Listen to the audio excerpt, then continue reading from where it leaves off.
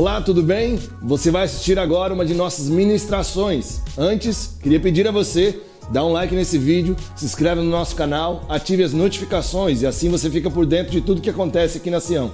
Jesus te abençoe, bom vídeo para você. João 1,6. Evangelho de João, capítulo 1, verso 6. Enquanto você está abrindo aí, Essa semana eu tomei café com o Murilo, a gente estava falando sobre o corpo, né? Discutindo o corpo. Não no sentido de corpo mais bonito, mas no sentido que como a gente precisa cuidar do nosso corpo, porque a gente precisa entender que... Aí depois chegou um irmão nosso lá, aí o cara... A gente já estava ruim, aí piorou. Pensa. Então vou dar um toque, não sei, como é que anda o seu corpo? A Bíblia vai dizer em 1 Coríntios que o seu corpo é templo do Espírito Santo. Uns têm um templão, outros têm um templinho. Entendeu? Mas você tem que ver como é que você está cuidando, porque o templo não é seu. O templo é do Espírito Santo. O dia que eu entendi isso, eu comecei a cuidar. E hoje de manhã eu fiz uma coisa que fazia muitos anos que eu não fazia. Eu consegui comprar uma calça de número 40. Pois é, irmão. Isso aqui é uma calça número 40. Irmãos, eu usava 48. Em junho de 2023. Sabe o que é usar calça 48? Eu tenho uma lá em casa ainda. Eu ponho. É engraçado, parece que tem outro ser humano. Eu não consigo entender como é que eu estava dentro daquele negócio. Eu tenho uma pochetinha aqui que ele tá andando comigo, mas eu vou queimar ela em nome de Jesus, na fogueira santa. Mas então queria pedir a você, cara, cuida do seu corpo. Você é jovem, adolescente. Eu sei que você pode comer o que você quiser, mas não precisa comer na quantidade que a gente come. Então, olha como é que legal que começou, né? Já pensei, meu Deus, a borracha já começou quase no aviso. Mas é isso, cara, porque eu estou aprendendo. A gente não precisa comer o tanto que come. Não precisa, eu descobri isso. Nós estamos saindo de um tempo especial lá em minha casa e a gente tem visto isso assim. Então a gente precisa cuidar disso, porque nós somos templo do Espírito Santo. Então a gente precisa estar ligado nessas coisas. Joia? João 1,6. Eu vou ler para vocês assim, de um jeito mais... como é que eu vou usar o termo? De um jeito mais normal. Diz assim: havia um homem chamado por Deus, e o seu nome era João. Havia um homem chamado por Deus, e o seu nome era João. Quero pensar com a gente nesse versículo hoje aqui. No final você vai falar assim, meu Deus, quanta coisa. Eu também, irmão. No final eu fiquei pensando, meu Deus, quanta coisa. E eu queria orar com a gente aqui nesse tempo. Senhor, obrigado pela sua palavra. Ela é viva e verdadeira. Aí nessa hora eu vou pregar na limitação que eu tenho, mas eu quero pedir ao Senhor que o Senhor traduza isso ao coração dos meus irmãos. Que eles entendam, que eles sejam dirigidos, conduzidos, diligentes. Que eles percebam o seu favor, a sua ação, a sua graça. Que nesse tempo aqui, Deus, onde eles estão sendo ministrados, Deus, os corações se abram. Aí eles percebam coisas novas do Senhor. Que o coração deles seja incendiado pela verdade que é nas suas escrituras, Pai. Nós oramos nessa hora aqui, em nome de Jesus. Amém. Quero começar com essa expressão aqui, um homem. Com todo respeito, hoje está difícil achar homem. Com todo respeito também, hoje está difícil achar mulher. E eu quero começar falando isso desse jeito, para a gente entender algumas coisas. Por que está sendo tão difícil? Eu queria lembrar 1 Coríntios 16, 13, que diz assim: fiquem alertas, permaneçam firmes na fé, mostrem coragem e sejam fortes. Nos dias de hoje, nós precisamos de homens, que o que a palavra diz, mostrem coragem. Se alguma coisa acontecer, o homem não foge. Alguns anos atrás, nós tivemos um naufrágio de um navio, e o capitão do navio abandonou o navio. Toda vez que há um problema, uma situação, um homem fica para defender aquele lugar. Esses dias eu falei com os adolescentes sobre Samar. Ele ficou no lugar para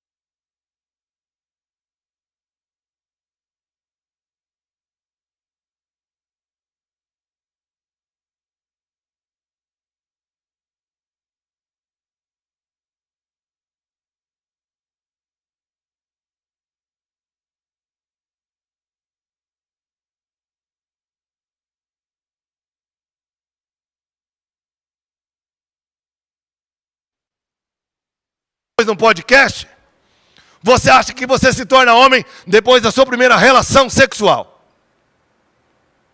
Você fica se achando. Mas Deus não chamou a gente para isso. Deus chamou a gente para um compromisso mais sério, um compromisso mais profundo. Você ter tido relação sexual com uma pessoa não significa que você é homem. Significa que você é imaturo, covarde, porque tinha um tempo estabelecido por Deus. Você afoito, ansioso, desesperado, não conseguiu esperar. E os padrões estão equivocados. Estão errados. Nesse tempo que nós vivemos é uma banalização do sexo. Ah, vai trocando, aí você acha que vai conseguir a perfeita, a ideal. Não vai. Pelo contrário, você vai montar um monstro na sua cabeça. O corpo de um, o nariz da outra, o braço da outra, as pernas da outra, e aí você monta um monstro. Que você nunca vai encontrar. Porque você viveu essa vida sexual devassa. Isso não é homem. Isso é aproveitador. Isso é um maníaco sexual. Um desequilibrado. Mas um homem não é, segundo as Escrituras, num padrão bíblico. Um homem é mais embaixo. Um homem é mais profundo. Um homem. O texto diz, havia um homem chamado por Deus e o seu nome era João. Talvez você está aqui me ouvindo hoje e você está colocando na sua cabeça, eu vou me tornar um homem o dia que eu tiver a minha CNH. Fizer 18 anos, conseguir pagar ela e ali eu me torno homem. Eu tenho minha habilitação, eu posso dirigir o carro. Ele é do meu pai, mas eu posso dirigir. Eu dependo que ele me empreste, mas eu posso dirigir.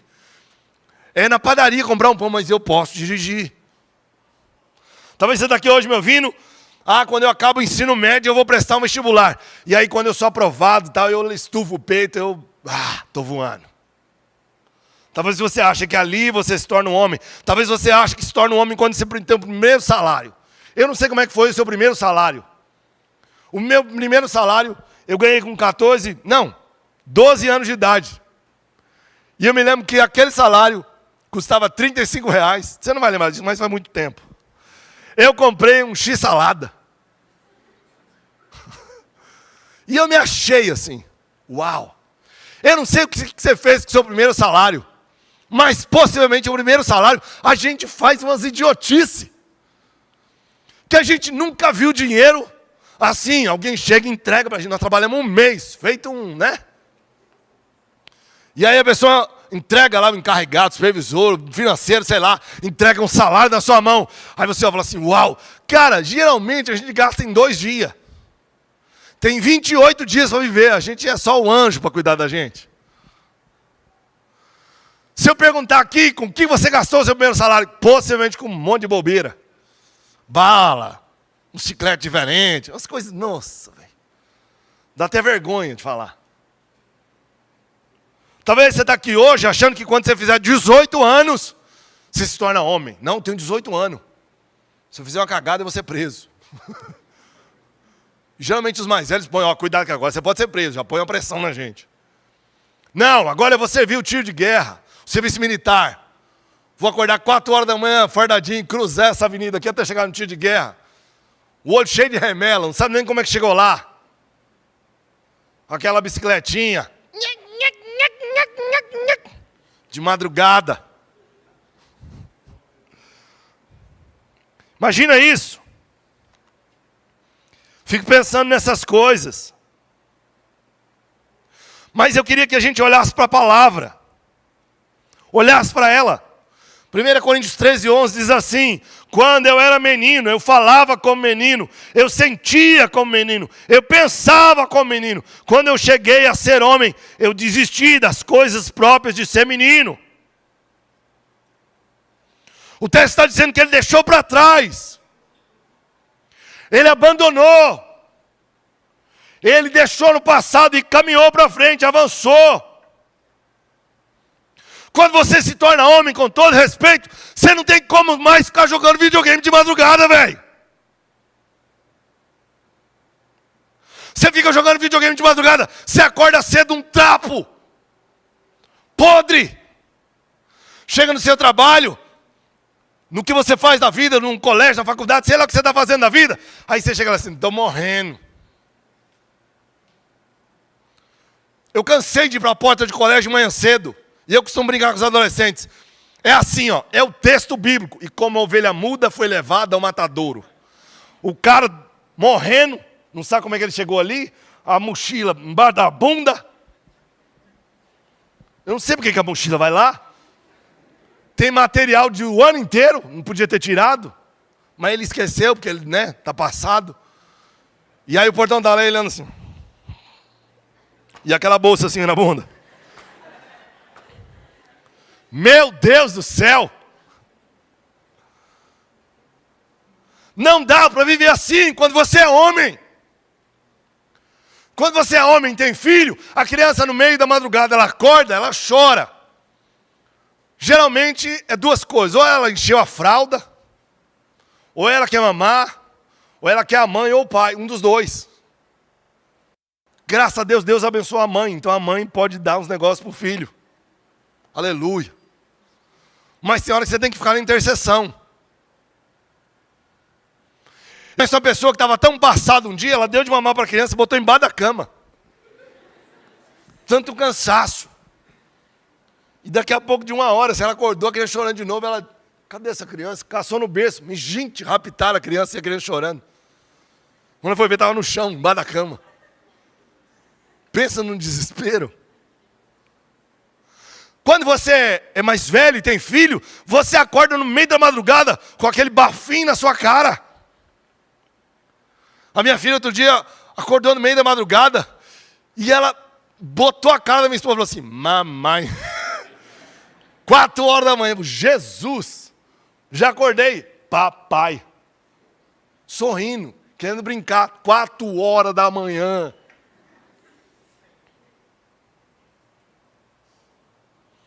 Imagina isso. Quando a gente é homem, existem brincadeiras que passaram na faixa etária, passaram do momento. Existem brincadeiras que você não faz mais. Quando você faz com 12, a 18, você tem uma brincadeira. Quando você passa, faz outra. Daqui a pouco, quando você casa, vive a vida, vira homem, assim, no sentido literal de todo, tem brincadeira que você não faz mais, cara. Só que a gente vive uma geração de gente sem noção. O meu filho é sem noção, mas ele tem 8 anos. Hoje eu falei um negócio para ele, ele falou, eu vou contar. Ah, rapaz. Eu falei, conta até o final para você ver. Olha para a vida. Sabe o que a gente tem percebido? Que uma geração de homens, às vezes eles estão vivendo a vida sem confiança. Não tem confiança na decisão, não tem confiança para onde está indo, não tem confiança do que vai fazer. Sabe qual é o problema? Às vezes nós somos homens, tá? E homem é meio esquisito, porque o homem não quer pedir ajuda. Homem é uma mala. Meninas, pô, o homem é uma mala. Mas mulher tem hora que é uma mala também. Hoje a espinafrada é para todo mundo. Aqui eu estou usando o termo homem, mas é homem e mulher, todo mundo na bagagem. Eu olho para a vida e fico pensando nisso. A gente, às vezes, está percebendo, as pessoas, elas andam sem confiança, com medo, cabreira. Você fala, oi, tudo bem? Tem 4 pessoas. Por que você está falando oi, tudo bem para mim? Eu não estou falando para todo mundo. Calma. As pessoas ficam cabreiras. Você olhou para ela. A gente que lidera as coisas, a gente olha para a pessoa e só de ficar olhando a pessoa fala assim, Deus falou alguma coisa para ele. O que será que Deus revelou para ele? Meu pecado. Aí eu fico olhando para a pessoa, cara, o que será que ela fez diferente? Será que ela cortou o cabelo? Será que ela pintou? Aí a pessoa já fica pensando nas coisas nada a ver. As pessoas estão sem confiança. Não estou dizendo de alguém que anda com a cabeça levantada, presunçoso, orgulhoso. Estou dizendo de gente normal. E nós temos a nossa fase da vida que a gente fica sem confiança mesmo. A gente fica com medo de dar um passo. A gente fica com medo de largar o emprego e dar um pontapé numa empresa. Será que vai dar certo? Será que vai acontecer? O que será que vai acontecer? Boleto a gente já sabe que vai ter, mas e aí? Será que eu vou ter dinheiro para pagar os boletos? Será que eu vou conseguir cliente? Será que eu vou conseguir pagar eu mesmo? Porque no começo é eu presa, não é empresa, é eu presa. É só eu e os anjos. Como é que anda isso dentro de nós? Talvez a gente não tenha percebido, mas o nosso comportamento, às vezes é um comportamento que eu notei aqui, de moleque. A gente não respeita o outro. A gente não trata o outro com honra, com seriedade, com amor, com misericórdia, com honra. E aí nós vamos agindo como pessoas das quais inconsequentes. A gente vive a vida, seja o que vier. Ou será que vai dar certo? Não sei, estou tentando. A gente não pode viver a vida assim. Sabe que eu anotei isso aqui? Eu gosto disso. Menino não tem noção. Cara, menino não tem noção. Você fala um negócio, ele responde uma coisa, você olha para ele assim. Fecha a porta. Tem hora que as nossas atitudes são atitudes de menino. A gente não sabe com quem está falando e...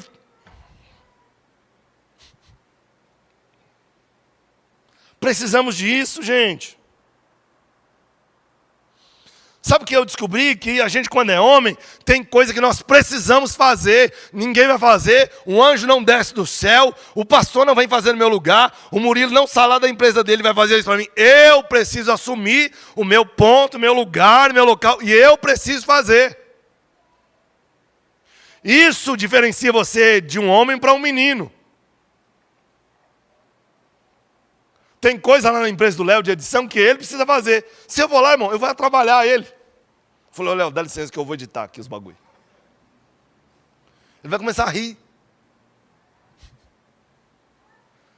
Eu vou olhar para Carol, não, Carol. Odontologicamente falando, a gente fica meio sem noção. A gente perde a noção do que a gente está dizendo, para quem a gente está dizendo, na hora que a gente está dizendo, da forma que a gente está dizendo. Precisamos entender isso, dessa postura. Precisamos trabalhar. Ei, você que está morcegão ainda.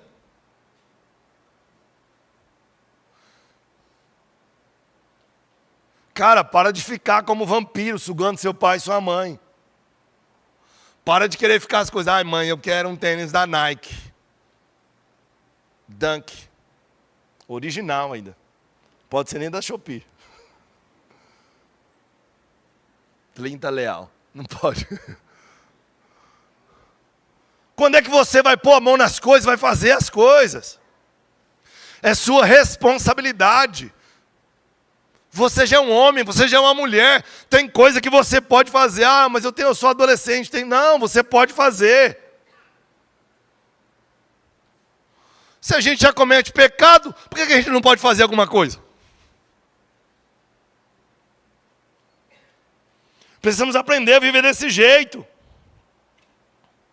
O que diferencia um homem é saber administrar momentos difíceis. Há uns anos atrás, eu perdi uma sobrinha de câncer de mama. E o filho da minha sobrinha, que é meu sobrinho, tinha 4 anos de idade. E eu me lembro como foi difícil aquela viagem. Nós precisávamos viajar, acho que 200, 300 quilômetros para o lugar.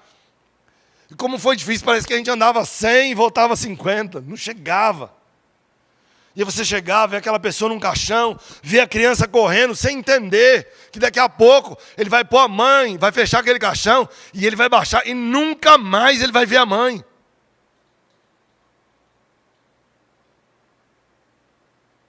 Nós, enquanto homens e mulheres, precisamos assumir esse papel de lidar com momentos difíceis. momento de luto, momento de demissão, momento de admissão, momento de passar no vestibular, momento de não passar no vestibular, momento de, sei lá, aprender a dirigir, mas você tem a prova prática, se vira, dá conta, pede ajuda a um amigo. Eu me lembro quando eu aprendi a dirigir, o que eu deixei morrer o carro em segunda marcha. Cara, ninguém deixa o carro morrer em segunda marcha, velho. Pensa em alguém que conseguiu essa proeza umas 30 vezes. Até o dia que eu entendi o ponto da embreagem. Estou contando um segredo para vocês, tem um ponto na embreagem. Chega no ponto. Rapidamente, na hora que você chegar no ponto, o volante começa a tremer. Vamos continuar meu sermão aqui.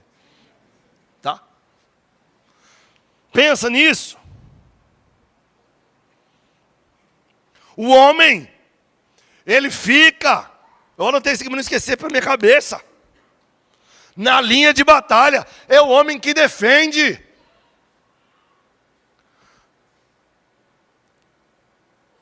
É o homem que defende. Não é a mulher que defende o homem, é o homem que defende a mulher. Se der qualquer problema, é o homem que levanta mais cedo e vai trabalhar. É o homem que se põe de pé. Na minha casa eu sou o último a dormir e o primeiro a acordar. Há muitos anos. Meu filho até hoje não entende como é que eu consigo. Fala, pai, eu estou indo dormir, o senhor está acordado, eu estou acordando, o senhor já acordou? Você dorme? Eu durmo, filho, fica tranquilo. Menos que você, mas eu durmo. Quando a gente é homem, a gente precisa entender isso. Outra coisa, uma coisa que diferencia um homem de um menino, é que criança não tem responsabilidade. Eu cansei de dar brinquedo para o meu filho e voltar depois de 30 minutos, ele quebrou o brinquedo. Eu gastei R$50 nesse negócio. E ele falou, pai, eu desmontei.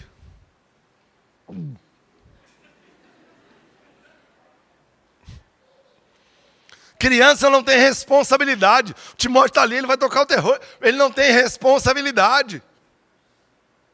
Mas enquanto homem e mulher, eu e você, nós temos responsabilidades. Se você faz faculdade, universidade, seja lá o que você faz nessa cidade, ó, faz um corte aí, velho. Dá um corte o bagulho. Sabe o que é doido? Você tem que terminar essa faculdade. Tem que terminar esse curso. Tem que terminar essa graduação. Mas é difícil. Mas pergunta para mim o que não é difícil. Fácil é você largar. Começou a namorar. Deu problema no relacionamento. Precisa ajustar. Eu vou largar. Ué. Ajusta a cabeção e continua. Nós temos uma tendência de, no meio dos anos, querer desistir das coisas. A maior desistência, a maior taxa de desistência em universidades é o quê? As férias de julho. O cara já aproveita, na hora que dá no meio, o cara... Ihu! Nunca mais eu volto. Como é que anda isso dentro de nós? Homem e mulher, ele tem responsabilidade. Uma criança, um menino não tem responsabilidade. Como é que anda essa responsabilidade dentro de nós? Nós precisamos viver desse jeito. E eu anotei isso aqui para não esquecer. Criança não assume a culpa. Cansei, irmão. Eu vivo aqui na igreja faz muitos anos, desde 1998. Talvez você não sabe. Não fica fazendo conta, não, que você vai ficar olhando para mim diferente.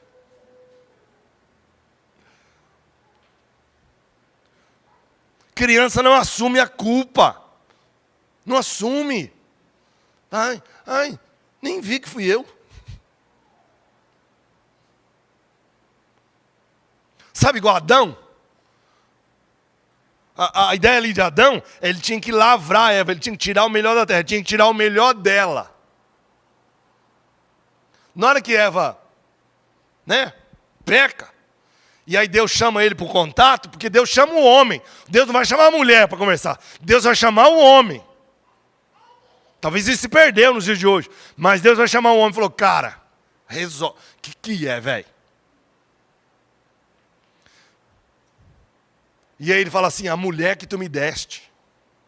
Olha que infeliz. Talvez a gente está com essa síndrome de Adão aqui. Tá bom, foi ela que errou mesmo, depois ele errou também. Mas e aí? Não foi a mulher que tu me deste. Olha que fanfarrão. Como é que anda isso dentro de nós? Precisamos entender isso. Discernir isso. Entender dessas coisas. Porque senão a gente não avança. Eu me lembro de um dia que eu tive uma... Eu chamo de UFC. É a única forma de conversa. A gente fala mais firme assim. E eu falei bravo com a minha mulher.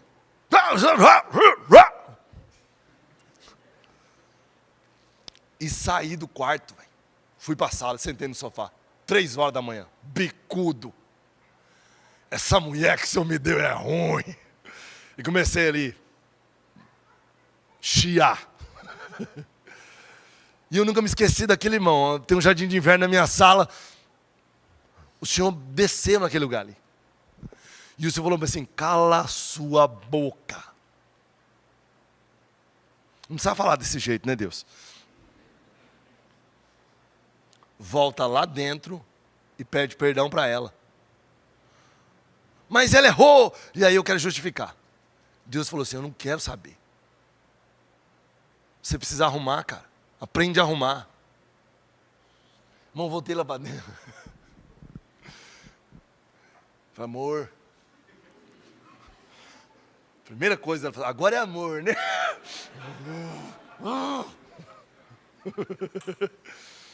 Você acha que Deus não trata a gente? Não, Deus trata, irmão. Profetizo casamento sobre você aqui, Deus tratando vocês aqui, tudo. Pensa. E aí eu falei assim, amor, eu queria te pedir perdão porque eu errei. Glória a Deus.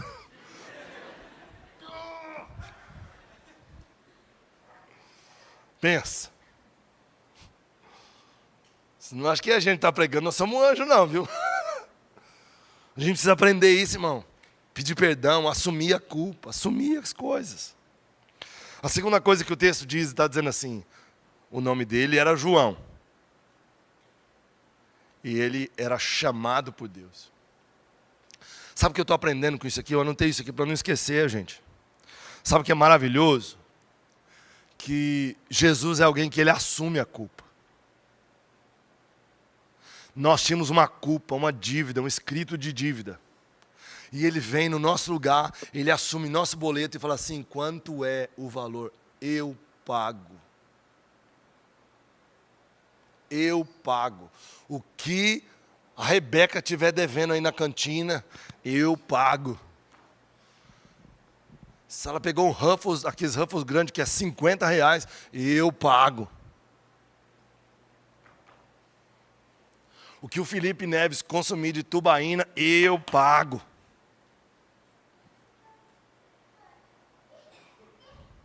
Jesus assume a culpa, irmãos. É doido isso. Imagina isso. Você já viu criança? Criança não controla apetite. Cara, eu estou vendo lá em casa crescendo um ser humaninho. Come, daqui a pouco fala assim, não tem mais nada? Gente, mas você acabou de comer. Você tem um monstro nessa barriga, o que você tem aí? Passa 15 minutos e falou, pai, tem mais uma bolachinha? Meu Deus do céu. Eu me lembrei de um texto aqui, ó. Gálatas 4:4. Mas quando chegou a plenitude do tempo, Deus enviou o seu filho nascido de mulher, nascido sob a lei, para resgatar os que estavam sob a lei, a fim de que recebêssemos a adoção de filhos. Jesus pagou e assumiu a culpa que nós tínhamos, irmão. Só pode ser homem aquele que é nascido de mulher. Não tem como. Uma mulher precisa gerar um homem. Uma mulher precisa gerar uma vida. Uma mulher tem condições de gerar a próxima geração. Jesus passa por isso aqui. Chegando à plenitude dos tempos, nascido de mulher. Sabe o que a gente percebe? Que a gente, às vezes, dá a impressão que as pessoas, elas nasceram de cegonha. Veio uma cegonha e depositou a pessoa. Ai, que linda. Tem uma história ali. Tem uma vida ali. Tem um depósito de Deus ali. Você viu que maravilhoso? Essa ideia de ser chamado por Deus. É antes do ventre, irmão. Talvez você está aqui hoje, você está fugindo de Deus já tem um tempo. Mas eu queria dizer para você que na autoridade do nome de Jesus, você é chamado por Deus, cara. Para de ficar correndo dele. Para de ficar fugindo dele. Para de querer satisfazer sua vontade, seu desejo, seus egos, suas coisas. Para. É por isso que eu disse para você que hoje aqui eu não tenho uma palavra de Deus, eu tenho uma resposta de Deus para você. Você é chamado por Deus. Você pode ir para o Japão, para a Jamaica, para os Estados Unidos, para Sarandi, não tem problema nenhum. Mas você é chamado por Deus, porque Deus vai fazer algo na sua vida. A Rafaela até deu risada. Aí Deus, fala mesmo. Sarandi é nosso. Imagina isso. Um propósito. Filhos aos pais. Você não é obra da casa. Ai, meu pai deu errado lá e eu nasci. Com todo respeito, isso é uma mentira de Satanás. Você é alguém sonhado por Deus. Sonhado por Deus. Ainda que você tenha suas questões, suas dificuldades, suas lutas, suas limitações, não tem problema. Mas você é alguém chamado por Deus. Deus chamou você à existência e você veio a existir. E acabou. Ou você aprende, assenta o coração nisso, ou você vai ficar a vida inteira brigando com Deus, tentando convencer Deus que Deus está errado. E eu quero te dizer, Deus nunca errou. Pelo menos com você, não. Todas as vezes que eu passei por alguma coisa, eu fico bravo com Deus, falando, Deus, por quê? Porque isso é para ensinar você. Mas Deus do céu, eu sou burro mesmo, hein? O que eu tenho que aprender? Tem hora que leva tempo, assim. Deus não chama de burro, mas fala assim, é um aluno especial.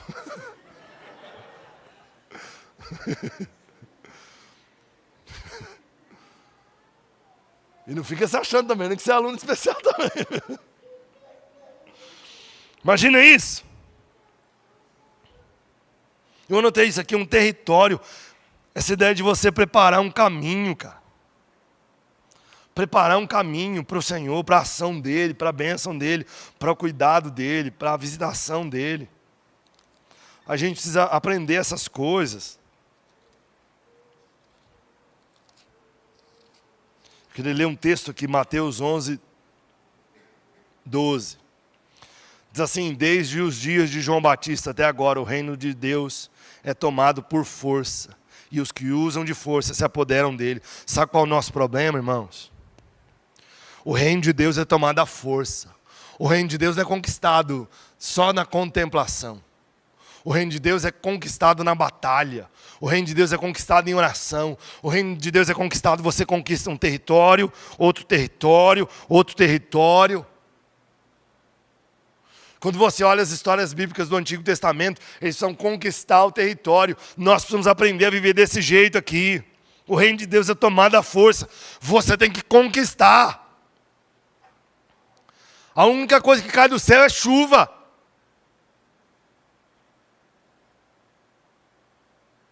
Não, Senhor, cai na minha frente uma bênção.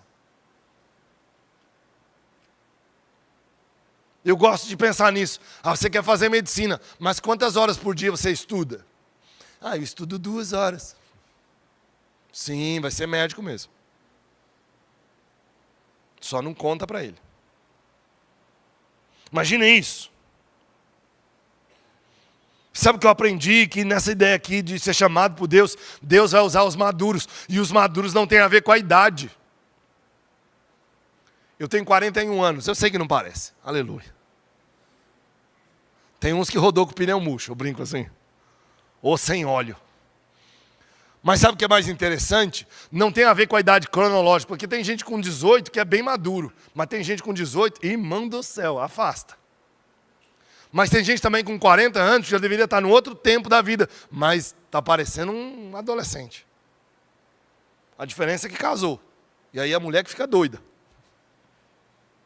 A gente precisa entender dessa ideia de ser chamado por Deus. Imagina isso. Eu imagino Jesus, nasceu, aí vai vivendo a vida, vai olhando. Imagina ele olhando os adolescentes da época. Falei, meu Deus do céu. Ô pai, é difícil, hein? Eu tenho que aguentar 30 anos aqui com esses meninos. Imagina ele doido para fazer umas coisas. Imagina, irmãos. Mas ele era chamado por Deus. Sabe quando você é chamado por Deus? Sabe uma pergunta que você faz? Será que eu estou no lugar certo? Será que esse lugar é para mim? Será que foi Deus que me chamou mesmo? Porque nessa hora que você faz esse monte de perguntas, que você vai entender que Deus está trabalhando com você. Você vai entender que Deus está tratando com você. Deus está forjando você. Porque se você não tem essas perguntas, esses questionamentos, essas dúvidas, essas dificuldades, você está pronto. Mas geralmente a gente não está pronto. Esses dias eu estava numa roda de conversa e um pastor experiente perguntou para mim tal coisa. E ele falou assim, e aí, você acha que você está pronto? Eu falei, nem a pau. Aí ele falou, então você está pronto. Eu falei, não entendi. Eu disse que eu não estou pronto, então é que eu estou pronto? Porque é desse jeito. Já não estou? Quando você pergunta, e aí? Vai dar certo? Vai fazer? Aí você fica assim, não, claro, fica tranquilo. Sabe o que eu anotei? Que as prisões da vida, elas colocam o nosso chamado em xeque. Às vezes nós temos dificuldade com alguém. Eu talvez ministro louvor. O Poujão dirige pra caramba. O Vinícius, então, Saraba canta. Mas eu não... Você fica numa bobeira de comparação.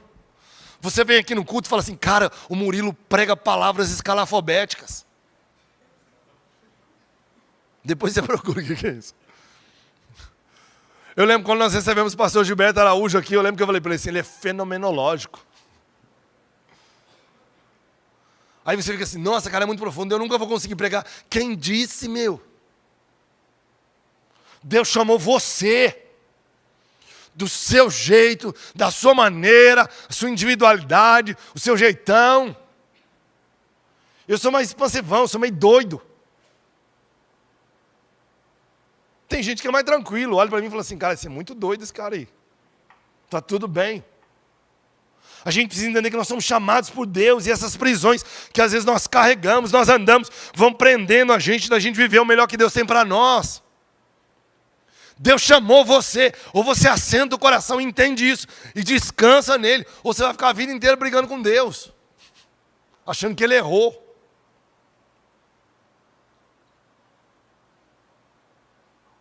Eu me lembrei de um texto de Apocalipse. Apocalipse 19.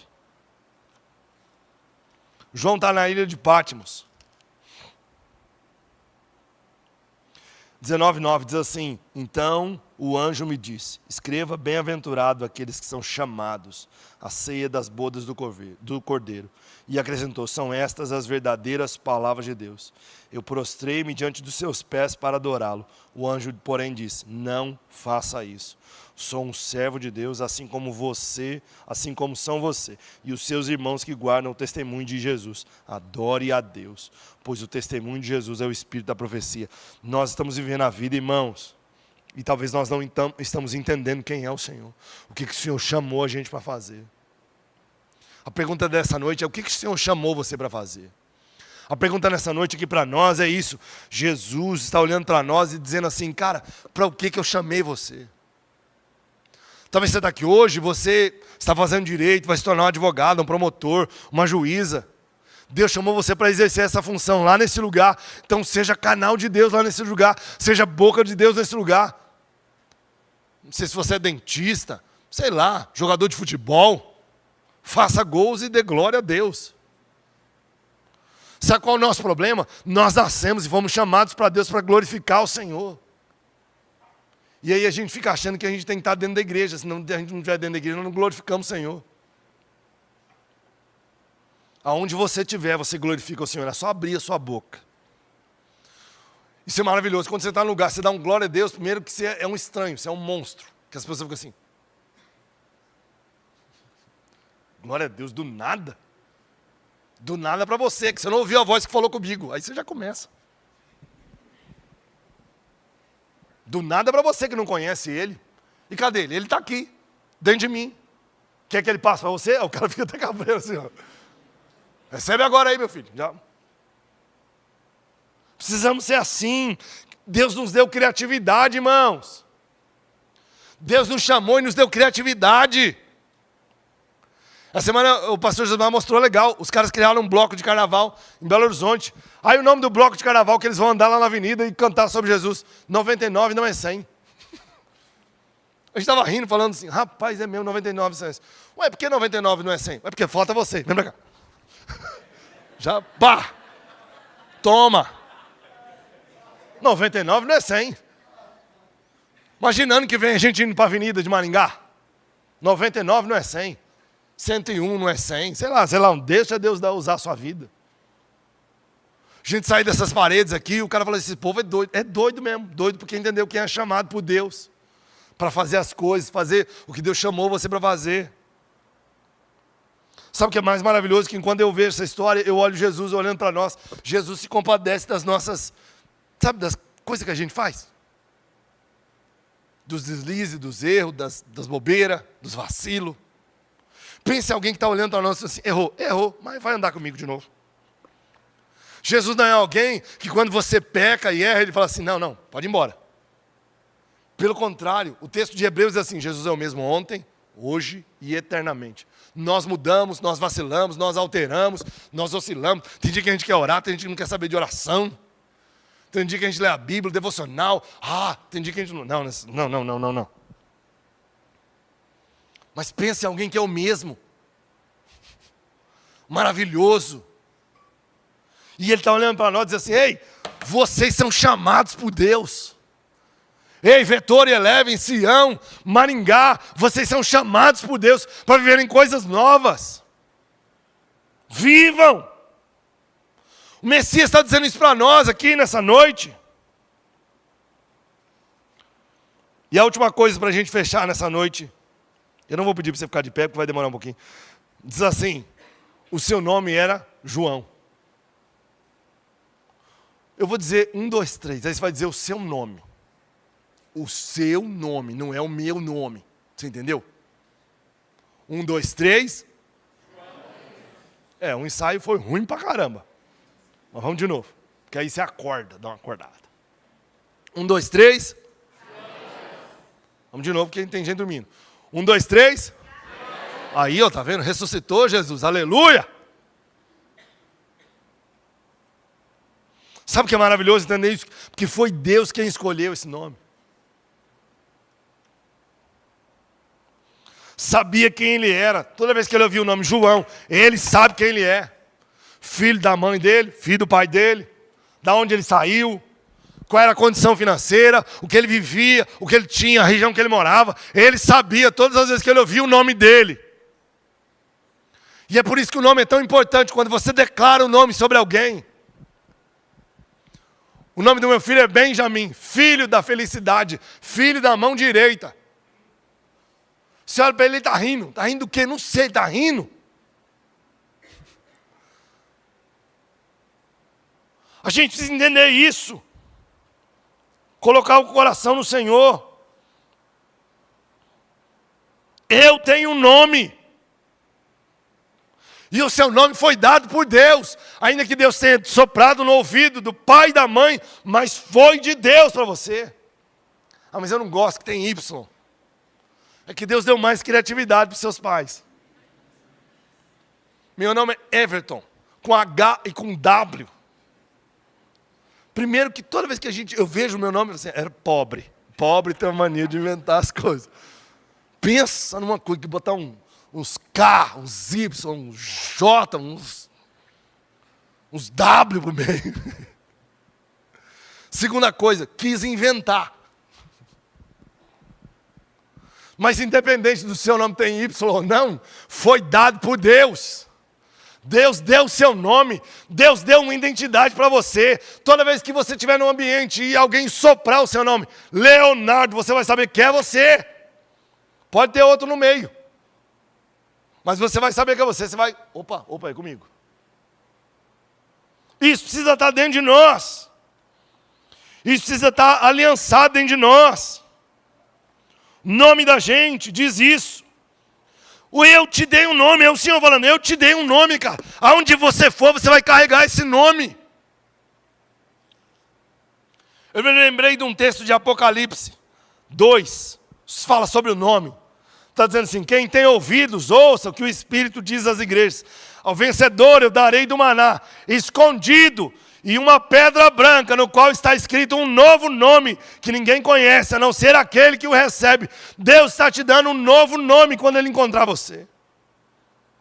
E essa pedra está gravada o seu nome, que você vai receber ela. Sabe qual é o problema da gente? A gente vive a vida, e aí depende do que a gente ouviu. Ah, meu nome. Parece que Deus errou quando deu seu nome. Deus não errou, irmão. A gente erra, mas Deus não. Quando você ouve seu nome, você tem uma identidade. Quem nós somos em Deus. Quem é você em Deus? Quando você tem seu nome, você não pode viver a vida de outra pessoa. Eu não posso ser o João. O João fez implante. O João já tem mais cabelo que eu. Pensa. João, dá umas mudas aí. Isso é verdade, irmãos. Dentro de nós a gente precisa entender isso. Senão a gente vai vivendo a vida complicada. Quem é você? Você é chamado por Deus. E Deus deu um nome para você. João 1,19 diz assim, esse foi o testemunho de João, quando os judeus lhe enviaram de Jerusalém, sacerdotes e levitas para perguntar, quem é você? Ele confessou e não negou, eu não sou o Cristo.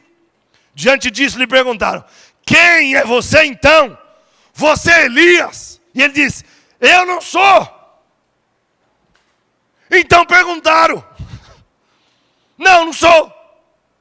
E eles disseram então, diga quem é você, para podermos dar uma resposta àqueles que nos enviaram. O que é que você diz a respeito de si mesmo? Então ele respondeu, eu sou a voz do que clama no deserto, endireitem o caminho do Senhor, como disse o profeta Isaías. É isso que você é. Alguém que vai falar para o outro, endireite o caminho do Senhor. Sabe, irmãos, eu sou a voz do que clama no deserto. Eu estou aqui já há muito tempo, eu já vi muita gente entrar e sair. Sabe o que é maravilhoso? Que enquanto entra gente, sai gente, Deus vai salvando, batizando com o Espírito Santo, vai enchendo, vai mudando os corações, vai transformando. Eu tenho gente que eu estava no casamento, que eu peguei no colo. Você vai vendo a vida da igreja, você vai vendo gente que às vezes chegou cheio dos pecados, cheio das dificuldades, cheio das lutas, cheio das piras. E ele vai se aproximando de Jesus, ele vai sendo chamado por Deus, ele vai vivendo coisas novas, e daqui a pouco você vai vendo que Deus vai tendo misericórdia, agindo num favor poderoso sobre ele, e ele vai contando coisas maravilhosas. Eu sou aquilo que Deus diz que eu sou. Eu não tenho isso aqui. Você não é quem você pensa, porque às vezes você pensa menos de você. Geralmente a gente pensa menos de si mesmo. Deus quer a gente num lugar onde Ele vai cuidar da gente, mas vai levar a gente a lugares mais altos, mais nobres, mais elevados. Deus vai sarar o nosso coração das nossas dificuldades. Ele já te deu um nome. Você tem uma origem, você tem um destino. Isso é maravilhoso, irmãos. E eu anotei isso aqui para você entender isso nessa hora. Eu queria que você ficasse de pé no seu lugar. Para parecer que está acabando.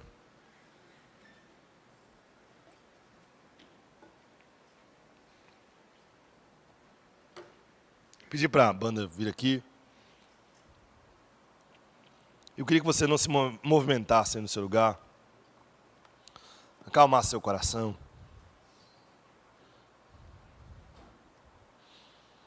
Irmãos, eu vim aqui nessa noite para dizer uma coisa para você. Se você não gravou essa pregação inteira, eu estou tranquilo com Deus.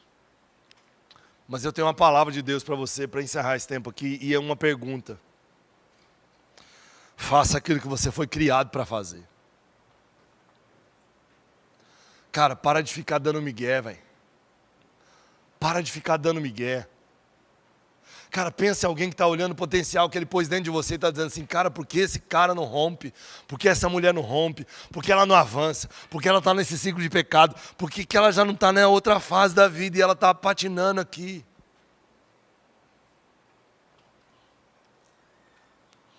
Talvez você está aqui hoje, nessa noite, eu anotei isso aqui para você não esquecer. Deus chama você para libertar cativos, irmão. Aprisionados a Satanás, a pensamentos suicidas, as coisas dessa terra. E Deus vai usar você como canal dele, como uma bênção dele, como alguém chamado por ele para fazer algo pelos outros.